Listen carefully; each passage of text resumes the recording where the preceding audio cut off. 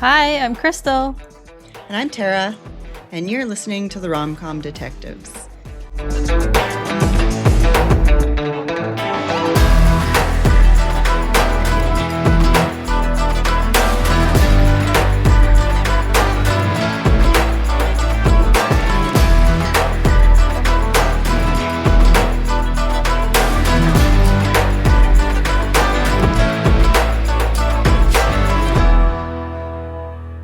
Welcome to Rom-Com Detectives, episode 54. Welcome to Devil Time. Today we'll be talking about the 5th episode of Lucifer Season 2, The Weaponizer. And I had asked, I think, last episode if it was just Weaponizer or The Weaponizer. And you look at IMDb, it says Weaponizer. But then you look at Netflix and it says The Weaponizer. So who knows?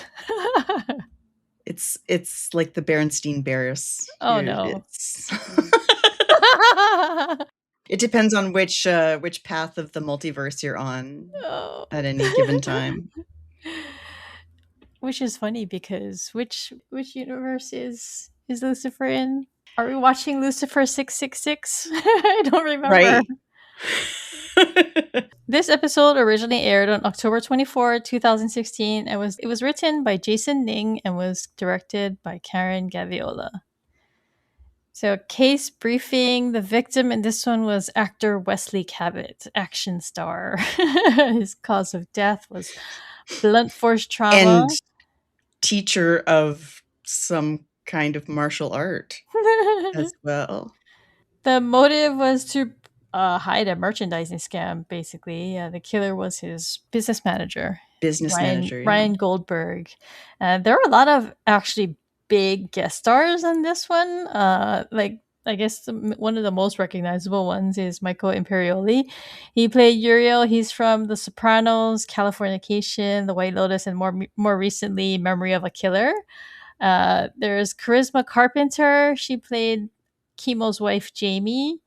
And she's from Veronica Mars, Angel, and Buffy. So I've never watched Buffy or Angel. So is she like really? Yeah. So is she? She was credited with a lot. Character. She's a huge from the Buffyverse. So she was a huge character in Buffy, like one of those characters that had a huge kind of arc that changed over time. And then when they did Angel as the spinoff, she went over to that show and it was also huge. So that's one of those things where I keep meaning to go back and watch it because it's like a void in my pop culture knowledge. I understand. That's me. And like, there's like a whole bunch of sci-fi shows that came out around the same time when I was at university and I didn't have time to watch TV. So that's me. Like, that's me in the late seasons of X-Files. I was in college and I was just like, well, I've got college-y things to do. Or you could just consider that a win and not do that to yourself. And then there's Mark Dacascos. Did I say his name right? What he played Chemo Van Sant, and what I know him the most from is he played the chairman from The Iron Chef. Yes, weird, right? That is, yep. And it's funny because the whole time I was like, where do I know this guy from? That's where I know this guy from. he's so over the top in that too, right? It's so funny. I mean, that's the guy. Huh. But yeah, he's been in actual like fictional shows too, like Warrior and Hawaii Five-0. A lot of martial arts work, and when I saw him, I was like, I swear this guy is from Hawaii. So I actually went to his Wikipedia page, and he was born in Honolulu. So who knew?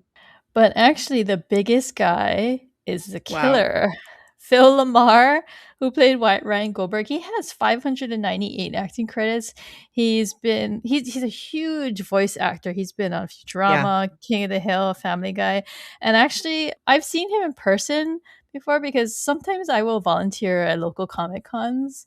And the last one that I did, there were a bunch of like bigger stars, like you would think. But the guy who had like the biggest line and the most people who are just so excited to see him was Phil Lamar, because I was like one of those volunteers who like helps like guide people like to like, you know, they're standing in line and like I'm like, oh yeah, you can go up next. You know, I tell people it's your turn. But he had the biggest line. He had so many fans. Wow. I mean, 598 acting credits is, I know, it's crazy. And it's so you've funny paid too off your because mortgage at that and point. it's so funny too because he's so well known from so many big franchises, and yet I'm like, oh, that's the guy from Lucifer. He was the killer in an episode. That was how I felt, because I didn't watch The Sopranos until after I had watched Lucifer, I think. Like, it was a fairly recent, and I was like, oh, it's Uriel, but he's like just a kid. Oh, so funny.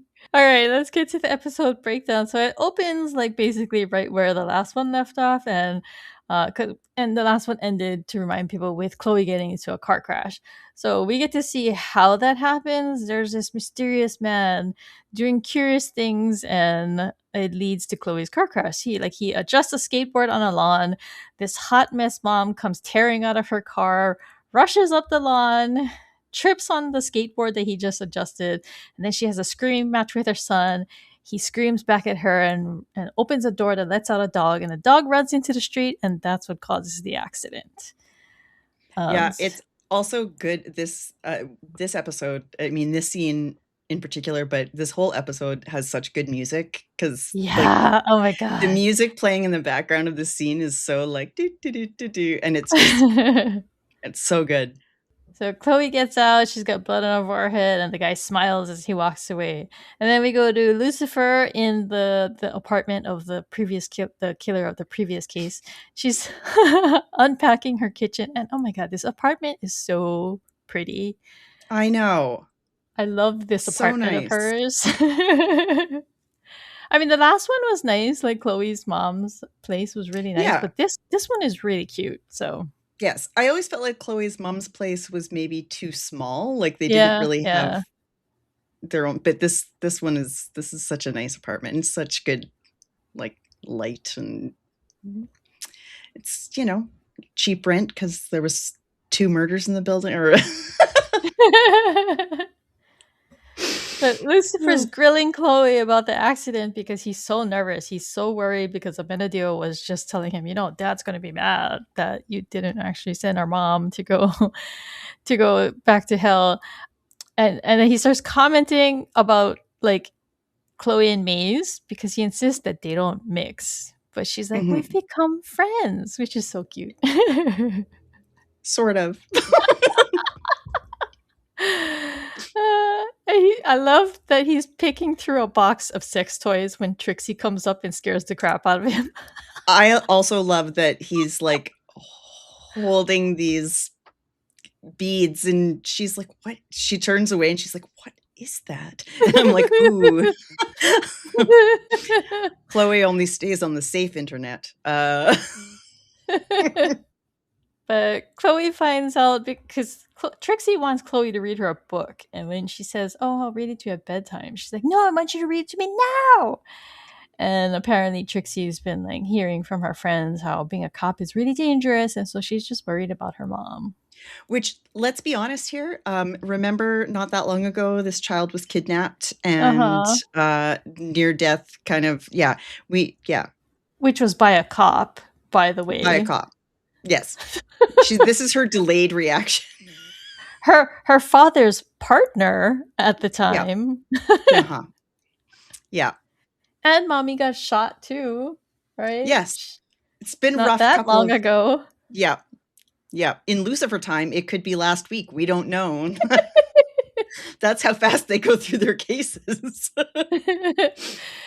But so Chloe had gotten a call about a body, so they go down to the scene, and Ella's looking over the victim.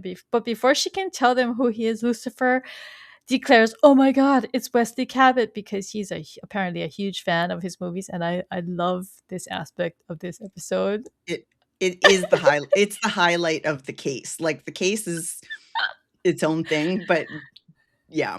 Lucifer being a fanboy is like Oh my god, it's way up there on my Yeah. favorites. And of course, he knows that he has a cocaine problem, but he mentions that the studios wouldn't hire him anymore. So he's just basically saying that Wesley Cabot is like a washed out movie star. So Ella mentions that he was hit by a nunchuck statue. I love it. That's a first for me. And then, oh my god, what did you think about Lucifer lying down to take a selfie next to the dead body? Like, what possessed him to do that? Surely he knew that Chloe would never let him take that picture. She wouldn't let him touch the charred crotch. So, he's got to push his boundaries somehow.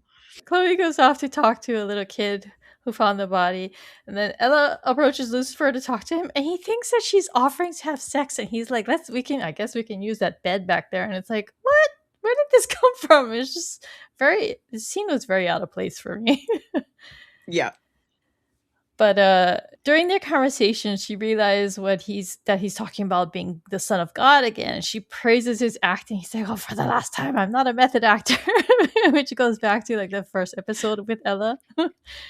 And will continue on for some time. And she tells him that Stanislavski would be proud of him. And so I had to look that up. But Stanislavski. Oh, I could have told you that because I have an acting degree. Why don't you give us some background on that thing? Yeah, so Stanislavski, when people talk about the method, right, capital M, they're always talking about Stanislavski's method, which is like putting yourself in the character and living the character. I mean, people take it to an extreme. In acting class, it was more like, you think of something that made you cry, and then that gives you the emotional space you need to make yourself cry on cue. But yeah, the fairly extreme actors today are the ones that they never leave their character while they're in shooting a movie or something like that, which just seems scary. Like, you should be able to do that. Actually, when I went to visit the set of Ender's Game and we met Ben Kingsley, he was still in character, and he still had I believe it. He still had all the tattoos on his face. Wow. He was very intimidating. Like, for years after, I told people, "Oh my god, that was so scary." Like, he might just come and I'll open my window and there he is, like.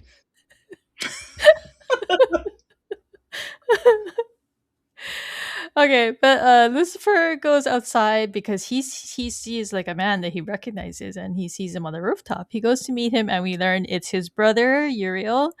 He warns him that he has 24 hours to deliver their mom back to him, or he's going to come back and take what God gave him, which is Chloe. Yes.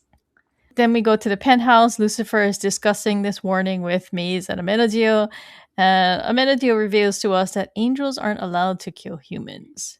Yes. Was that mentioned before? I don't think it was. I don't think it was. I don't think it was explicitly. So. Yeah, and I mean, that becomes a piece of lore that is important. Yeah. And Lucifer points out that Uriel is about patterns and he can make things happen. So that explains the sequence in the beginning and how Uriel had manipulated things to make the accident happen. So it's kind of like what is it called? A workaround to this. A loophole? Yeah, loophole. Yeah, I mean, I feel like that would not hold water in a court of law, but whatever. Like, still ended up dead, but yeah, I guess. He's tricky that way. Mm-hmm. Maze is just like, oh, it's easy. Let's just give your mom up. And Lucifer is like, no, we have a Amenadiel. Amenadiel can handle it. So he's confident that he can handle it. But Maze is like, can he? Because Maze knows that things are not all functional. Yeah. He's having trouble, getting his wings up, as it were. Angelic dysfunction disorder. His angelic ego is dysfunctional at the moment. Yeah. But, and then let's talk about the drinks, because this is your thing, right? So it is my thing. I saw that he had 3 drinks, and I listened, and he poured 3 drinks, but he only gave a drink to Amenadiel. So why did he pour 3 and then just leave one on the bar? He's not quite there yet with the maze. He's like, look, I'll pour you one. You go get it yourself. Since last time you made me, you made me give you a drink. Still bitter. Yeah, because he clearly didn't want to. She made him do it. Yes. Okay, so at the station, Lucifer is quite cutely, I might add, nervously hovering over Chloe. He's like removing all the pens and the scissors and things from her desk because anything potentially weapon-like. He's telling her to do the opposite of everything she does. He doesn't even let her drink coffee. That would be the opposite of something. Somebody would get shot in my day-to-day if I didn't get to drink coffee. But I say it's cute because it's like he's like showing so much how much he cares about her, right? Like he's so concerned that she's gonna get hurt somehow. He's so worried for her. It's an interesting parallel too with because we see Trixie, and Trixie's, kind of like angry, trying to stop things by being angry, and then Lucifer is doing this sort of like he's just fretting over her, right? Yeah, fretting is the right word. And I think this episode is one where we get to see different sides of some of the characters that we've maybe only seen it's opposite day for everybody. That's the I love that she jokes though. She's like, it's a shame because I was totally gonna have sex with you today. And he's like, really? Oh. It's so cute. I know. The look on his face. Oh, it's amazing.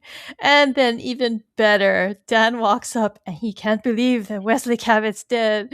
And he says he was the first in line for his first 6 movies, and they say the catchphrase together. The bromance is brewing. It's so cute. Like the bromance is taking off right now. It is. It's happening. And even Chloe is just like, you guys are annoying, but adorably. And it's like, you kind of, at this point, still expect Lucifer to be like, ew, why are you trying to bond with me? But he totally buys into it. He's like, oh yeah, I'm going to fanboy with you. Yes, because he also really loves these movies. And it's sort of like, I guess when you meet Lucifer where he's at, it's like, he's all in. I think this becomes an Easter egg later too, right? There's like some movie poster in a gym in a later episode. Yeah. And I think that there's also like they definitely refer back to the catchphrases again. Yeah, I think so too. But yeah, so the catchphrase is "not on my watch." Not on my watch. I love the way that they change their voice whenever they try to I know lines. But Lucifer's like, maybe I need a catchphrase, and so they bring Chloe's like, no, you don't need a catchphrase. But when has that ever stopped him? They bring in one of the matches to a partial license plate that was seen fleeing the scene, and it's the victim's ex-wife. And during the interrogation, Lucifer leans in menacingly and says, "Welcome to Devil Time." It's a what are you doing? I love it. It is such the moment where he's like, he does it, and then Chloe's like, what are you doing? And then he's like, she knows what I'm doing. And Jamie's like, no, I don't know what he's doing. Because the way he looks at her kind of makes you think, oh, is he using his power? But no, he's just he's just testing. He's just going for the catchphrase. Didn't work. Failed. But it is funny. But so she plays a voicemail that she got from the victim, and she said that she actually went there to check on him, and she found him dead, but she didn't call it in. She just ran away. Yeah. And Lucifer asks what the Weaponizer thinks about all of it, and Chloe's like, "Who's that?" I love this. Also cracks me up all throughout is like this like random lore that they have, and how delighted Lucifer is, and she's just like, what? She's so clueless. And she has to go refer to her husband, soon to be ex-husband. It's like, what does this mean? fill me in. But he explains that the Weaponizer is a character played by actor Kimo Van Zandt, who is the woman they're talking to's current husband, also an action star and a rival of the victim. So she mentions that he's at a convention signing things, but Chloe knows that the convention is not happening right now. It's usually later in the year. So somebody's lying. And Lucifer's like, how do you know that? And she says it's because her mom used to go to that con all the time. So yeah, I appreciate that this is like one of those, Lucifer and Dan's random knowledge about the Weaponizer and such, and then her like, oh yeah, no, that con's later.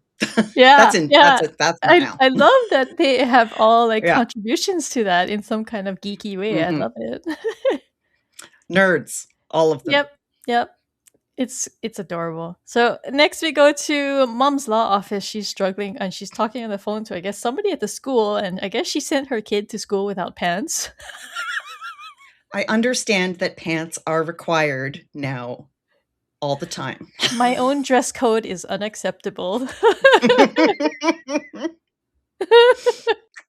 But Amenadiel comes and she thinks, is he here to take me back? But no, he's just there to warn her that, some of her other children are going to come looking for her. But she tells him, well, even if they do, all the time I get to spend with you two is worth it. And he seems really moved by this, which is cute. I also would like to say that I felt in my soul when she said that her daily tasks are insurmountable, because I too feel that. I was like, I'm there with you, lady. That's how I feel right now. I know. I also wish I could just dump all my things on the floor and just nah. Luckily, I don't have kids to send to school with no pants, but it would happen probably if I did have kids. Luckily, yours are old enough. Yeah, well, I would like to brag that I have never sent a child to school without pants, so I am already better than the goddess. You are. I mean, way to go. Way to keep your children clothed. Gold star. So Chloe and Lucifer go to a stakeout because they got a tip that this is where they're going to find Kibo. Chloe's about to eat a sandwich, but Lucifer snatches it away from her and throws it in the backseat. Like, first he takes her coffee, then he takes her sandwich. This woman has no caffeine and she's hangry. The fact that he makes it out of this episode is a miracle. That's the miracle. And she's already starving too. She tells him she's starving and he takes it away from her. She's gonna. I'd be like, sneak off to the bathroom and eat something. You better go and get her an emergency snack, sir, or else you're going to be dead. Eventually, Chemo comes out, but then he pulls on a mask and he tries to jump a guy, and so they stop him and she pulls off his mask, and the guy that he was gonna attack is like, "Oh, dude, it's cool the dude, the Weaponizer." And I love how Lucifer is like starstruck right there. He's like, ah. He's just, he has such great. This is an episode of great Tom Ellis expressions, because they're like, they run the whole gamut and they're fantastic. But I will say, my nitpickle for this scene. Who goes to jump a guy and doesn't put the mask on until just before? Like, I know. I'm gonna just wait around for the guy. I'm just gonna, in case there's any cameras out here that might see me, I'm just gonna not put my mask on, and then as soon as I see the guy, I'll just. I mean, it's balaclava, man. Like, he's moonlighting. Maybe he's new to it, so he doesn't know what he's doing. So I think we gotta cut him some slack. It's LA. It's hot here, and I don't want to wear this wool balaclava until I have to. It's not raining today, so it isn't. It's a nice sunny day. Although that scene, every time I've watched this episode, and I've watched it many times, every time I watch it, I'm like, where is that? Because I feel like I've seen that exact back alley before. Oh, that's so funny. So, and yet I can't place it. Did they move in season 3? Yes. Yeah, they moved in season 3, like before season 3. Right. And then they got canceled, and then Netflix. So yeah. So they're still, although I think this is one of those episodes where they definitely used like LA stock footage. Oh yeah, that's right. And Actually, they might have, the restaurant when he stands her up, right? That's in Vancouver still, right? And oh that's yes. like the season.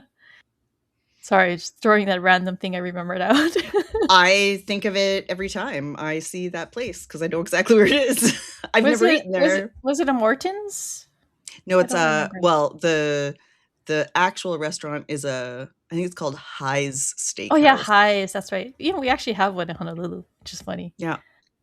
I just every time I'm like, it's on such a random little street, like it's downtown, but it's on this random street. And I'm like, why this place? But that's where it gets stood up if you're finally going on a date with the devil. Okay, so interrogation, Chloe's questioning fans, and then Lucifer literally pushes her to the side. I love like Lauren when he fanboys hard. I love Lauren Durbin's mannerisms here because she embodies this. I'm so fed up with this. Oh my god! Like she's just putting her hands on her hips, like I can't believe I have to put up with this man. She totally knows, because by now she knows that when he uses the whatever, it gets answers, but still. She's like, this is not protocol. He can be so rude sometimes. I know. And that's his own angelic ego because, he's the devil. He can do whatever he wants, right? That's right. But Chemo tells him that he's been collecting debts for the mob because he's broke. And then Lucifer is like, what? But he uses his power on him, asks him what he wants. And he's like, I just want my wife to be happy. She's my lighthouse. And Lucifer is disgusted. Yeah, he's disgusted. He's like, what disgusted. Happened to you? Like, so disappointed. But he also reveals that him and Wesley were actually friends and that the rivalry is just for like a public stunt kind of thing. And he tells him that at the time of the murder, he was actually doing a signing at a comic book store. But then Nafasa comes in and says, oh, his prints were found on the murder weapon. So they arrest him. Lucifer looks so crushed. He's like, no, what? But my hero. But I think some time passes because Lucifer's arguing with Chloe, saying he's not the killer, and then Chloe sees that Chemo is like off in some other part of the station, and he's already out on bail. Yes, because Chloe says she's glad the judge set his bail at $500,000 because it'll give Dan time to like check his alibi or whatever, and then she looks over and he's like signing autographs for people. And she's like, what? And he says he paid his bail. It's like, of course the weaponizer won't spend any time in jail on my watch. I think it might be an on my watch again, actually. So Chemo's business manager, Ryan Goldberg, or this is Phil Lamar, he comes over and he thanks him. He says, thanks for doing that because he couldn't afford it anyhow. And Chloe asks him, oh, why is he broke? He talks about all these expensive things that he likes and does, including a tiger. Yes, a white one. Which then Lucifer is like, I would have bought that tiger. I know. He's like so bummed. And then, oh my God, I love this. Chloe looks over and she's like, what is he doing? Because she sees Dan taking a selfie with the picture that he just got signed from Chemo. Yeah. Oh, the fanboy is so good. It's so funny. It's just so adorable between the two of them, like in a beat your head against the wall if you're Chloe kind of way, but still they're, yeah. And I especially like it too because they're in LA, so you would think that they would be kind of like immune to this kind of thing, but no, they're apparently not. Next, we have Amenadiel who shows up at the station. Lucifer goes to talk to him. He can't believe that he hasn't gone and handled Uriel yet. And Amenadiel's like, well, we should just hide Chloe and Mom and, wait him out. It could be a trap. And he just can't believe that he wants to take this kind of passive approach because he's Amenadiel. He is the big brother. Mm-hmm. He's the might and He's the fury of muscle. God. He is the muscle. Not always with the brain cell, but, definitely. Sorry, Amenadiel. But yeah, so I mean, he plays him up. He's like, growing up, we all looked up to you, and like you were like our action star. And he's like referring to like how he looks up to Chemo and Wesley. He tells him that Uriel will quiver in fear just at the sight of him. So Amenadiel is coached into going to. He goes and puts on his Amenadiel outfit, right? Which I guess he's wearing his Amenadiel costume. He goes to suit up. He approaches Uriel on a rooftop, tells him to go home, says he's got everything under control. He tries to intimidate him, but Uriel is not fooled because he says, this is kind of suspicious because normally you would just beat me up. Fury of God doesn't usually talk so much. Yep. But he unfurls his wings and he proceeds to beat his ass. And little brothers everywhere were, felt their power. Yeah. Next scene, Dan, Chloe, and Lucifer are in Ella's lab where Dan has brought in a ton of confiscated merchandise, Weaponizer merchandise as a visual aid. Yes. He just needs to see important to the case. Yes. He just needs to act it out with the figures. And yeah. But he did actually come up with a really good break in the case, and he points out that there's a discrepancy in the contract. Wesley's contract stated that he should get 1% of merchandising, and he got a copy from the studio and it actually says 10%. So this is like some kind of scam that his business manager is running. That's quite a scam. I know. Oh my god, like merchandise is huge business and he's taking 9%. And a difference of 9% is not small. Crazy. It's crazy. Ryan Goldberg, man. They figure out that the same thing was happening to Chemo, and since they were actually buddies, they must have told each other what was going on when one of them discovered it. Chloe asked Lucifer, okay, are you going to come with me? He's like, no, you should be fine. You're not in any danger anymore. Something that occurred to me as I was watching this, and it kind of goes back even to like the thing about giving Amenadiel the drink, right? Like, what a huge role, like reversal it's been, where all of these things, like Lucifer absolutely trusts Amenadiel to take care of the problem. Like he trusts him, which is horrible because, Amenadiel has not been entirely upfront about his difficulties. Yeah. And so, as you're like, because obviously if Lucifer knew the truth about what was happening with Amenadiel, he wouldn't just, let him go off and wouldn't let Chloe, it's sort of like a really beautiful little character moment, even as the viewer is like, oh no, that's not dramatic irony, sir. Chloe can't believe that he's just giving her the heave-ho. But you know what, Chloe? Now is a good time to go get something to eat. Yes. And maybe some coffee. Go stuff your face because he's gone. And then when they leave, Ella rolls her eyes and says, get a room already, right? And then she realizes, oops, I'm talking to her. Not too soon. Husband yet. But this conversation is important because she awkwardly changes the subject and says, oh, it must suck to get killed by your own weird award, huh? And Dan, being the fanboy, knows that I guess he saw or he watched when they got the award. He realizes, oh, because they couldn't figure out how his fingerprints got on the murder weapon. And he remembers that there were 2 awards. So now he's telling Chloe that maybe someone switched him, and that's how Chemo's fingerprints got on the murder weapon. And who would have access to that?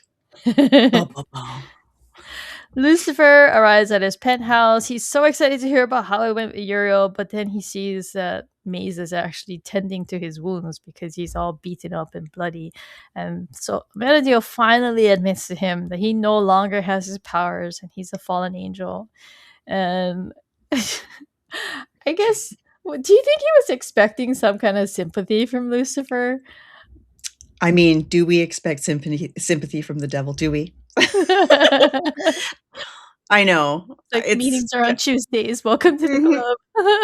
mhm, But he's in a hurry because now he's not confident that Chloe's safe and he's got to go find her because she's in danger.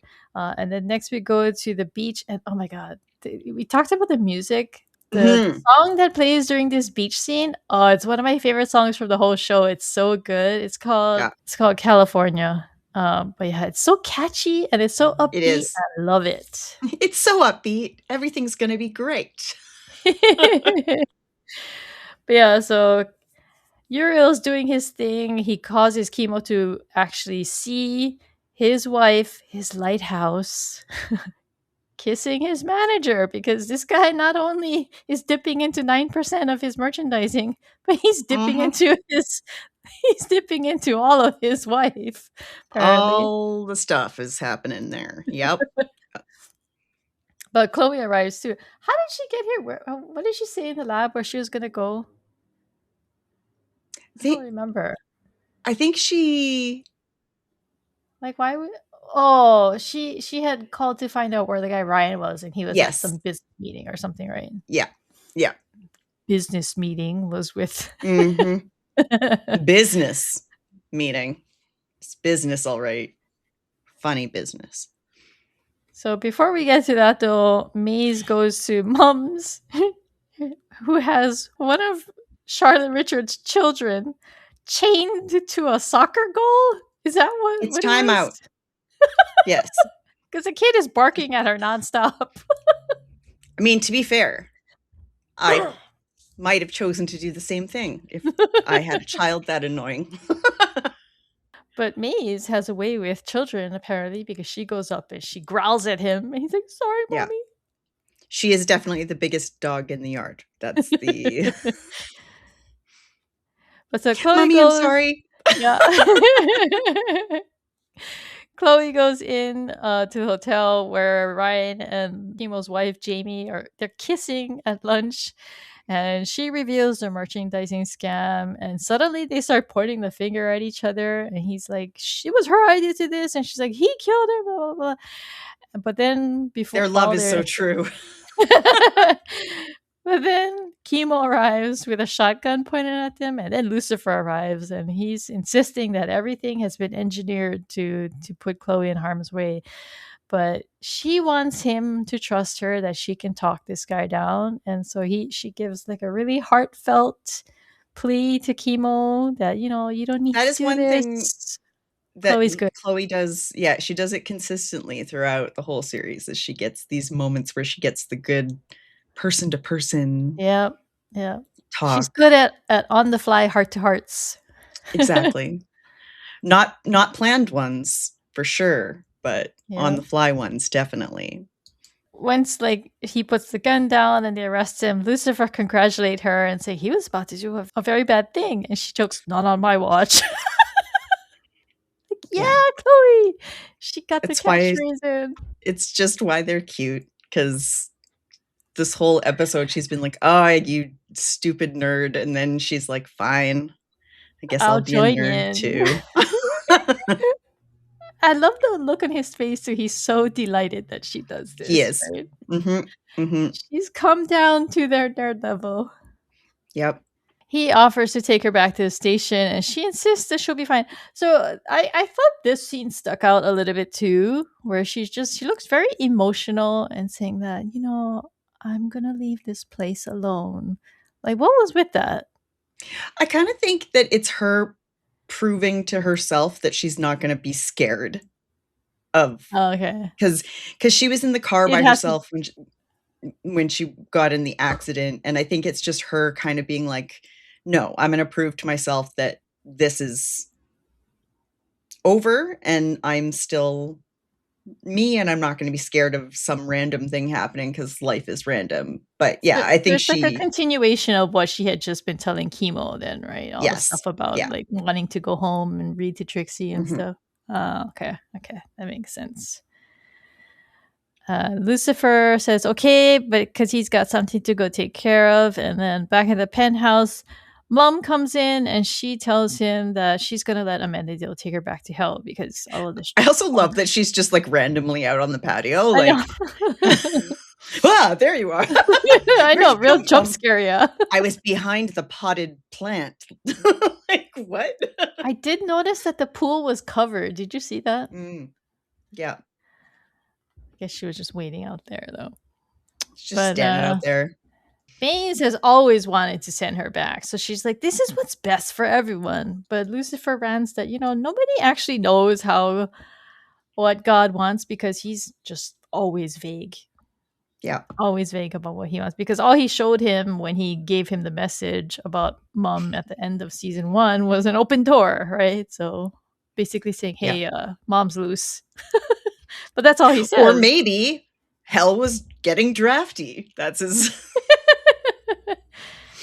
Which I think, like, this is also one of those things that I have always really liked about the show is like, yeah, you don't know. Nobody knows. And this whole episode is everybody sort of getting things maybe wrong based on trying to anticipate the patterns of things. That's like a basis of like religion, right? It's like you don't know, so it's all about your interpretation and having faith, right? Yeah. And chances are that you will interpret things differently than the person sitting next to you. It's like, and we get to kind of see it, played out with Lucifer and Uriel and even Amenadiel, Maze. It's a really interesting take. So Mom and Lucifer talk about how Uriel was when he was a boy. I guess he was like the kid brother that everybody was irritated with and always excluded. And Mom tells him that, well, but he always came back to try again because that's how much he wanted to be around Lucifer. I guess Lucifer was the cool older brother. And he insists that there must be another way to protect Chloe, but so he's gonna go. Oh, there is. So he's gonna go. He drives to an abandoned. I don't know. How did they? He just goes there and he prays, right? So that to lure him there, basically. Although Uriel seemed to have planned that area too. So did he tell him where to meet him? He didn't need to plan, maybe, because he just already knows knew everything. But I would like to nitpickle again, which is like, this is an abandoned church. So like, who lit all the candles? Amenadiel was there first. He was like, oh, I know how this goes. Wait, I can gotta set the mood. He's a pro at lighting candles, man. He sure is. He sure is. I was just like, every time I'm like, but this church isn't in use. So like, why are there hundreds of votives lit? Are they just like electric? That takes some time too. It does. It does. Lucifer did that first. He was just like, all right, I guess. I gotta go. I got a lot of candles to light. I got this. Get homey. If only I had my powers, I could just like make it happen. But I'll show you, Lightbringer.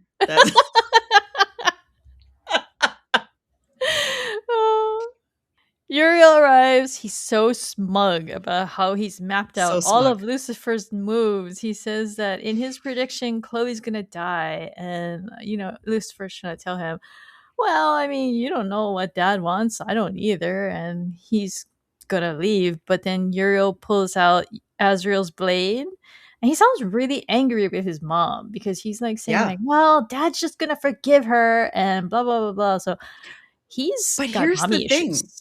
He does have mommy issues, but also he's right. Yeah.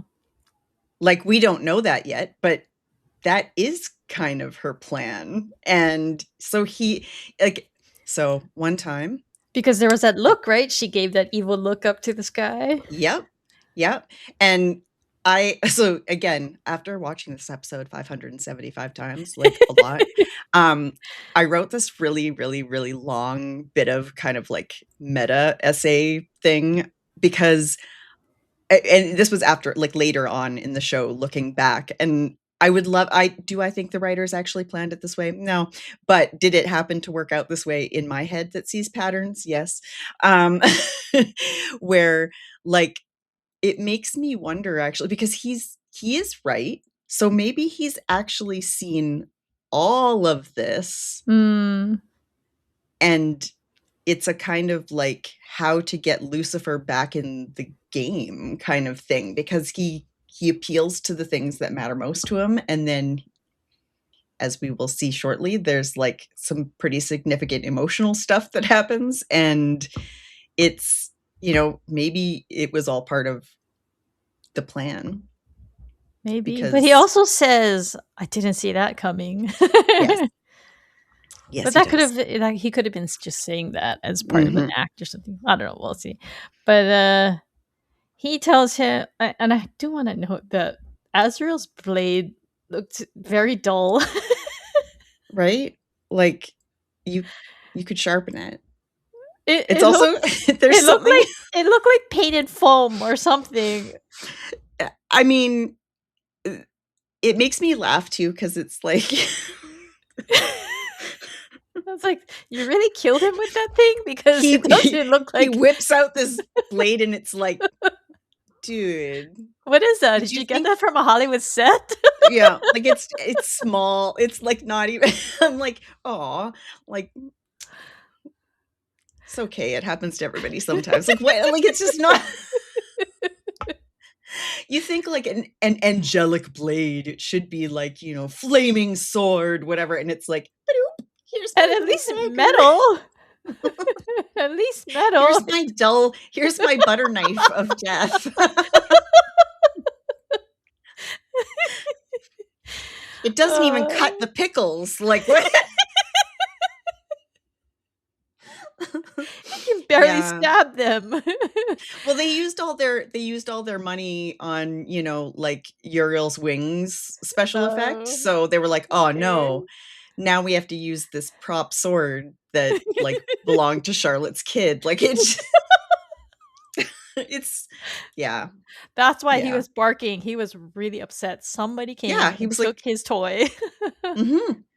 Some weirdo in a trench coat. It's, Uriel says that if he hits a single key on the organ, Chloe will die 2 days from now. And I remember every single time I've seen this episode, I think to myself, God, I wish they would have explained how him hitting that key would have resulted in Chloe dying in 2 days, because I really liked the sequences where they show the sequence of events leading up to something. I thought that's where the fan fiction comes from, Crystal. Okay. Right? That's what Crystal's version. It's I know, because because we don't, as the viewer, we don't get to anticipate things the same way he does. Like when he just moves a little skateboard or bumps shoulders with something, but then we get to see it unfold. So I kind of love that this is like, it really sets our imagination, like what's going to happen and why is it going to take 2 days? Yeah because all his other sequences happened really fast. But it's one of those things that I just really enjoy. I really liked all these Uriel butterfly effect things, and it was such a cool concept. It's kind of a shame that it was limited to one episode. yeah because it's the same thing with like heist movies, like how they have like the montage of how they actually did it at the end, like after everything. I love that kind of thing. So especially when it's been set up in such a way that you think that what's going to happen, and then there's differences. Yeah, and there's similar things in The Mentalist where, like Patrick Jane will run some kind of con and they show you afterward how he did it and all the things that he was doing to manipulate people. So yeah, that kind of thing I find really appealing. And I just wish that they had given us some kind of idea of what this was going to be, because it just feels Crystal's inner con artist was left wanting. Left wanting.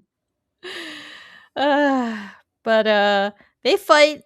He manages to get the best of Lucifer because he actually can figure out his fighting patterns. He knocks him out, and then Maze arrives, and they fight. But he defeats her. But, oh my god, he like breaks one of her fingers, and it's like at a funky angle. Dangling. I was like, ew. it's horrible. It's horrible.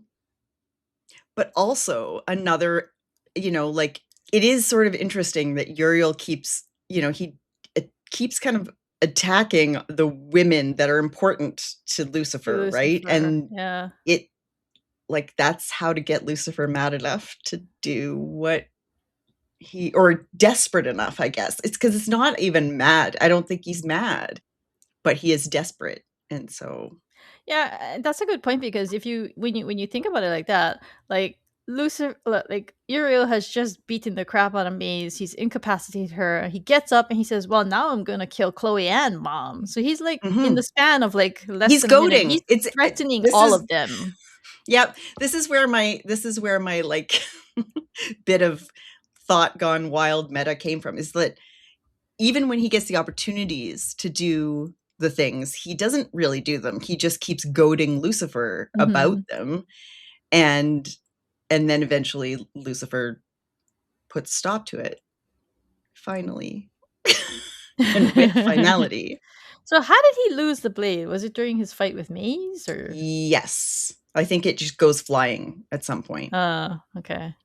Because he does, and I think it's interesting too that earlier in the fight, he says to Lucifer, "You're lucky I would never use Azrael's blade on you," Yeah. which I think too, this is around where you really start to think about the dynamics of this bizarre family in ways that go beyond, just the bits that we've sort of seen, because you do believe, like, even though they're antagonistic toward each other, there's still like siblingy vibes happening where you're like, they're mad at, they're at odds over what they think should happen, but they still don't want to necessarily hurt each other. Yeah. Which makes Lucifer's actions that much more painful, rather than just like, it's not just like anger or vengeance. In fact, it's not. It's just desperation, really, I think is. So yeah, he picks up the blade and he stabs him, and he whispers something to Lucifer that we don't get to hear. And Maze asks, "Well, what did he say?" He's like, "I don't understand." He looks at the blood on his hands, and he's really upset. He looks up at the sky as if looking for answers. Yeah, and the contrast here too, because he, Maze is like, he got what was coming to him, and Lucifer that is not the vibe. Yeah, he was like, he was my brother. Yeah. And I believe it, like, in that.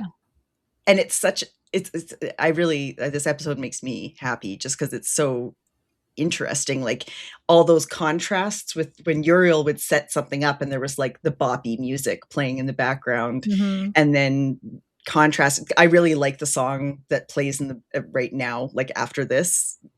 It's sad, and it just kind of, it's such a emotional roller coaster of a episode. Yeah, it's really good. Yeah, so next we go to Chloe. She's reading to Trixie in bed. Mom waits for him in the penthouse, and he arrives and he's got blood all over him. And she asks where Uriel is, and he looks at her and says, "What have I done?" And she hugs him, and he sobs into her shoulder. And we've never seen Lucifer cry before, and he is not just crying; he is sobbing. So, and he's also, because we have also seen, like, throughout, ever since Mom shows up, like, she might initiate touch with him, but he has been very like hands off and standoffish, and she, even with this, right, like, she hugs him first, and he has one arm, and then as he starts sobbing, he puts his other arm around her, and it's like, it was really well shot and really well acted. And like devastating, because seeing this much emotion from him is crazy. And to see it be so, because they're in the very first interaction with Uriel, Lucifer and Uriel's kind of giving him a hard time about how he can't take anything seriously, and how he's always, he's always Mr. mocking Jokes him. and yet in this instance, I think this might even be the first time we really see, like, we've seen angry Lucifer before, but this is like wounded Lucifer, and it's scarier in a sort of way. Like, it's sadder. Like, you're just like, oh God, like this isn't right. You're supposed to be the wisecracking. Yeah, because it's like he was reacting with like his protective instinct, right? Yes. I don't think he thought it through. He was just reacting. He was just like, I have to protect her. Yeah. I have to protect them all. All of them, really, because that's exactly, and the fact that Uriel wouldn't stop. Yeah. But still, I think to be left holding that much, certainly was not premeditated. Yeah. What a good episode. Oh my goodness. It's so I feel like the same way that in the first season, sort of seeing the scars on Lucifer's back, that really changed. Set off a whole change. Yeah. Chain reaction. And this bit here is like, oh, okay, this is going to be, we're dealing with more, serious life and death type things. And the way it's contrasted throughout with like the fanboy and the adorable, and then this like, and then murder. It's a shit just got real moment, right? It really is. It really is. And it's really sold that way, because that ending is just like, whoa. Yeah. And it also, I think, is so important to our understanding of Lucifer, because he isn't evil, and this wasn't an evil act, and we get to see that immediate aftermath of how much this affects him in a way before he puts the mask back on, right? Because we're going to see some of that go back up right after, but in this moment, it's like the real shit. This is raw Lucifer, right? Yeah. Like, this is at the core of who he is. He feels like he's the devil, and he's going to talk about this in therapy with Linda later, about how he's vilified, and he's got this persona, and it's like been placed upon him. It's not something that he's necessarily earned through his actual actions. And but this action, I think, is what makes him maybe I am that thing. Yeah. And I love that part of the Lucifer lore. That part of like the themes that they explore with him are so good and so fascinating. I love it. Yeah, me too. All right, let's go to our watches. There's no couch update because there was no Linda in this episode. No Linda. No Linda. Oh no. But yes, Trixie. Yes, Trixie. No Linda. So it's okay. No Devil Face update. The title line. Oh, I didn't update this. The title. What is? I mean, who says Weaponizer first? Yeah. I mean, I don't know, because I think it's Lucifer. He says it in the interrogation room. He says, "What does the Weaponizer think of it?" Probably. No updates on chest hair watch, because I think just blood. Yeah. He's fully clothed, unlike Mom's children that she sent to school. He is wearing clothes the entire time. Oh, let's read our runner-up titles, because oh my god, there were so many good ones. A lot. There were so many good ones. Let's see. So we went with Welcome to Devil Time. Close second was Not on My Watch. Not on My Watch. But there was also Guardian Devil, which is something that Lucifer said to Chloe in the station when he took away her coffee. And then there's My Little Sex Thug, which is what he called Maze. While going through her questionable articles left in the middle of the room. Yeah. And then there was Son of a Biscuit, because that's like what the mom says in the beginning, because I just love that phrase. Biscuit. She says it in just such a way where she's really mad, but you just know that this is the mom who is like, right? I'm not going to swear in front of my children, and so I've made all these words second nature, but she was her delivery was so good. Biscuit. She makes biscuits. She makes biscuits sound like a swear word. Yes. Pickle watch, no pickles. No Lots pickles. of nitpickling, but no actual pickles. I nitpickle because I love. No. LuciTunes. The song that Tara mentioned she liked in the opening sequence is Time Is on My Side by the Rolling Stones. The one that I liked at the beach is called California. That's by Bahari. Then when Lucifer's driving to the church, there's We Don't Eat by James Vincent Morrow. There's That was Chloe's theme song in this episode.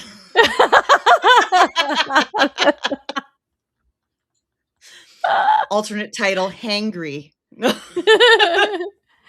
There's I See You Walk by Coco Moon. And then the one that plays at the end, during the ending scenes, is called Whirlwind of Rubbish by Evangelist. Very good song. I love that one. It's made it onto a couple of my playlists for things. Yeah. I have it on my playlist too. It's one of my favorites on my Lucifer playlist. But California is way up there too. And actually California is on my running list too. So nice. It's a really upbeat song to get you going a little faster. Okay, so the good, the bad, and the crispy. My good is Dan and Lucifer saying "Not on my watch" together.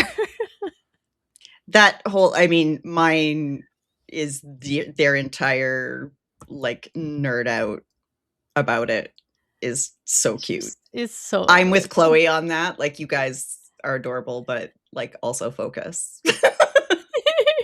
Not on my watch. So my bad was Lucifer's sex confusion with Ella. I was like, what? That scene did not do it anything for me. My bad is, I did watch Buffy, but I do not think this is Charisma Carpenter's strongest performance. But the actual line that is my moment of bad is when I can't remember if it's when Chloe shows up or but at that lunch, and she's like, "What are you doing here, detective?" And I'm like, "Ooh, no."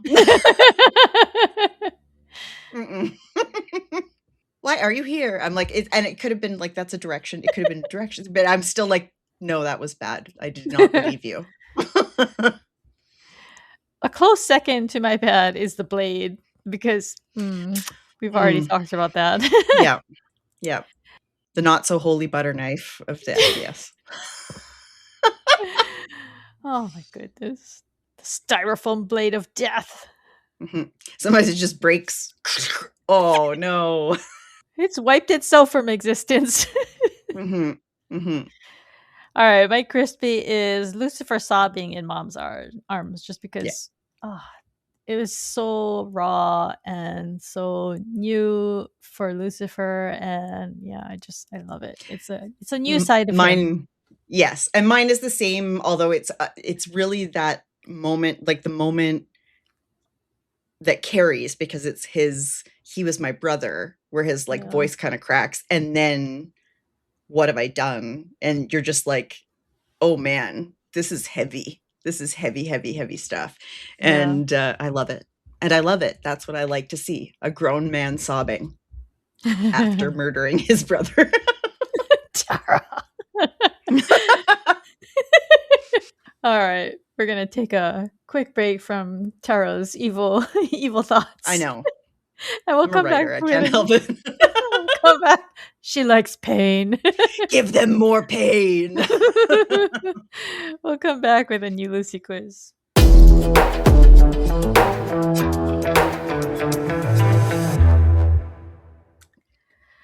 Okay, we're back with our new Lucy quiz. The way this works is I'm going to ask Tara 6 questions about the episode we just discussed, and you guys will have 5 seconds to come up with an answer.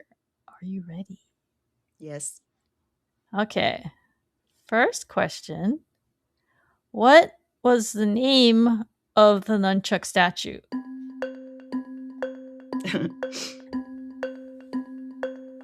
I don't remember, but I remember thinking that I should remember it because it would probably be the answer to one of these questions. It's a Golden Nunchuck Award for Best Fight Sequence. I knew that it was Best Fight Sequence. Yeah.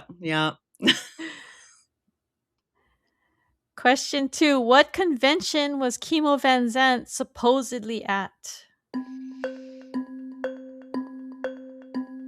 Oh, I can't remember. Something con. I mean, obviously. How did you figure that? I'm really smart. That's why. It's Action Con. Yeah, I was like, it starts with an A. And then the only thing that would come into my head was DashCon. And I was like, I've been on the internet too long. Question 3. What kind of tiger did Chemo Van Zandt have?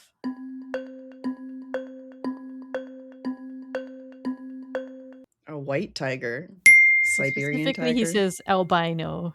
Albino. Oh, weird. Yeah. I mean, it is white. Yep. Okay. What derogatory nickname does Lucifer use for Uriel?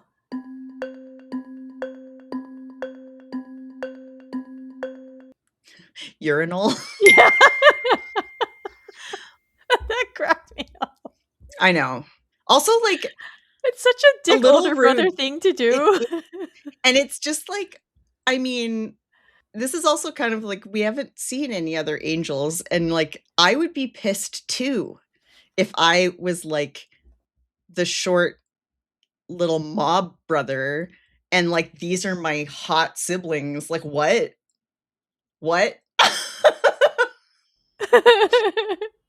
Rude. Like, your parents are gods, and they were like, you know what, let's make this one. I'm thinking short Italian. What are you thinking? Oh, yes, let's do that. Yeah, because when Amenadiel was trying to like put pressure on him, he like goes right up to him, and Uriel is noticeably smaller than him. Yes. He is not a tall human. I wonder how tall he is, because I've stood next to him, and I'm pretty short compared to him, so yeah, he is pretty tall. Yeah. All right, next question. What book does Chloe read to Trixie at bedtime?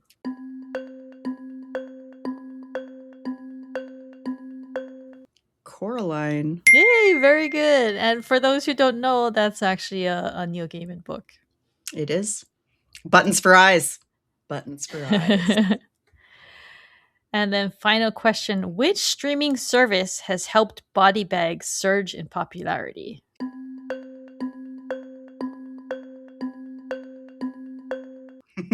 Netflix. And I actually think that was they changed that. They changed it? Once.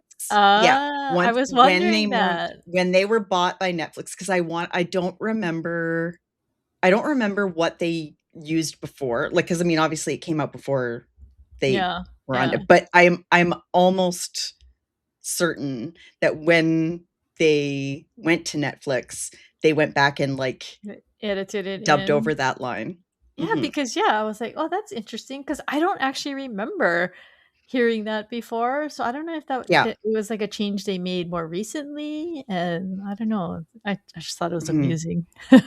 Yeah, it and same, because I'm like, I don't think that was what you said before. Yeah, because like, why would they say Netflix on a Fox show, right? On Fox, right? That was their post-Fox dig. And there's another post-Fox dig too. There right? is.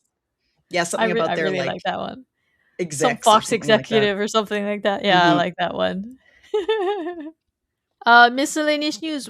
When this episode comes out, we will be only a week and a half away from the premiere of Tom Ellis's new show CIA on February 23rd. So I hope you guys tune in for that. I'm excited to watch that. I haven't made any more progress in my FBI watch. I'm not going to make it. I'm still on season 2. So, I don't have a question. Have you ever killed a sibling? We don't want people to confess to murder on Spotify. If you had to kill one of your brothers. I can't remember what the question I thought of was now. Thanks, Tara. Do you own a styrofoam sword? I have a sword. I have a sword letter opener. It's actually behind me on my. it's actually a superior, and I know nobody online can see it, but look, it's even better. Oh, at least it's sharp. It's my letter opener. Yeah, what is it? I have one that is Sting. Oh, nice. Yeah, it's a Lord of the Rings one. Yeah, it works pretty well too. Definitely. I find it hilarious that we both have sword letter openers. It just seems on brand, actually. Yeah, we both have better Azrael's blades than they do. Mm-hmm. Mm-hmm. I mean, to be fair, again, my kitchen knives are better than Azrael's blades. My butter knives from IKEA are stronger than. It's in the R movement. Lucifer is just very powerful, so that's what does it. Mm-hmm. All right, I've come up with a question. Okay. But before we get to that, any final thoughts? No, I just love this episode. To me, it really starts the roll to the mid-season, which is probably one of my favorite episodes of all time. So honestly, it starts. I looked at the episode list for the rest of the season, and they're all really good. Yeah. So yeah, season 2 was we're coasting from so here. Good. Yeah. Season 2 was consistently my favorite season for quite a while. Yes. So, and I'm remembering why now. Yeah, I think it was the right length. Like it's about 18 episodes, I think. Mm-hmm. So, the first season was short. This one, it feels like the right number to get little bits of everything and also have a really strong story. Yeah, it's very tightly written. Mm-hmm. All right, if you're enjoying Rom-Com Detectives, please consider taking a minute to leave us a review on Apple Podcasts or Spotify. For our question of the week, leave us a comment on Spotify, YouTube, or Reddit, and tell us what your catchphrase would be. If you'd like to join additional conversations about... If you'd like to join additional conversations about Lucifer, you can visit the Lucifer subreddit at reddit.com/r/Lucifer. To contact me and Tara, email us at host@romcomdetectives.com. You can follow us on Instagram, Threads, or Blue Sky at romcomdetectives, or leave us a voicemail or text message at 1-650-733-XOXO or 9696. This episode of Rom-Com Detectives was recorded on February 10th, 2026. Rom-Com Detectives Lucifer Unit is co-hosted by Crystal Watanabe and Tara Avery and is produced by Pico's House. Thanks for listening, everyone. We'll catch you guys next time for our breakdown of Monster. Another such good episode. Yeah. Bye, everyone. Bye.